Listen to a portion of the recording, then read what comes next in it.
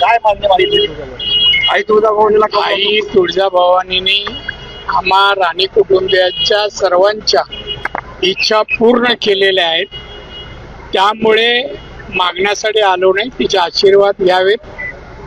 आमच्या चिरंजीवांना, नातवंडांना उदंड आयुष्य, चांगलं आरोग्य देवीने द्यावं, त्यांना यशस्वी त्यांच्या जीवनात करावं एवढीच प्रार्थना. साहेब, आई तुळजाभवानीला पण कमळाचं फुल अर्पण केलेलं आहे. आज काय नेमकं प्रयोजन आहे त्याच्यामध्ये? कशामुळे? नाही, प्रयोजन असं काही नाहीये. आम्ही सातत्याने येतो तुळजाभवानी. मिसेस तर दर पौर्णिमेला येते ती, त्यामुळे काही नवीन नाही आमच्यासाठी तुळजाभवानी नाही आहे.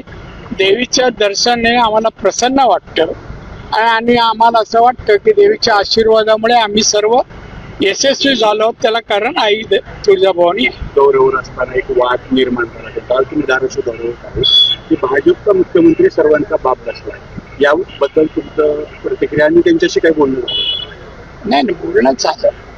बाप म्हणणं चुकीचं आहे. मी त्याला याबद्दल बोललेलो आहे. कोणाचं शेवटी मुख्यमंत्री हा महाराष्ट्राच्या जनतेचा सेवक असतो, कोणाचा बाप नसतो. मी मुख्यमंत्री होतो तेव्हा लोकांना सांगायचं, मला साहेब बनवू नका, मी सेवक आहे महाराष्ट्र जनतेचा. तीच समज मी नितेशला दिलेली. त्यामुळे वादाचा मुद्द्यावरून हा वाद सुरू झाला. नाही, संपला. स्थानिक स्वराज्य संस्थेच्या निधीला स्थगिती दिलेली आहे.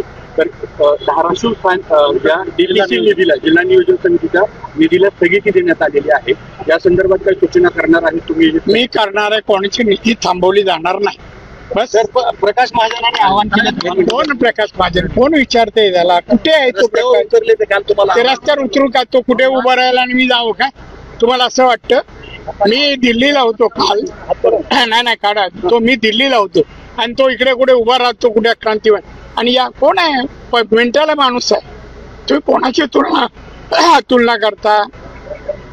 मी आणि तो महाजन? राज ठाकरे आणि उद्धव ठाकरे एकत्र येत आहेत. मला माहित नाही. एकत्र येऊ दे ना.